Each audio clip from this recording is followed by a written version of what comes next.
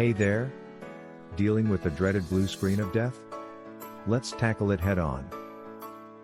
Don't panic. Follow these steps to solve the issue quickly and get back to work.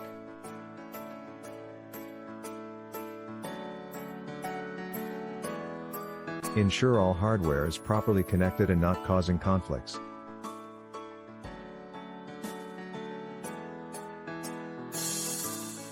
Outdated drivers often lead to BSOD. Keep them up to date.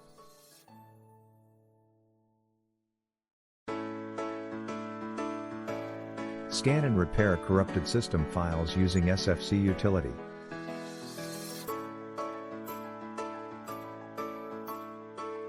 Roll back recent updates which might be causing the issue.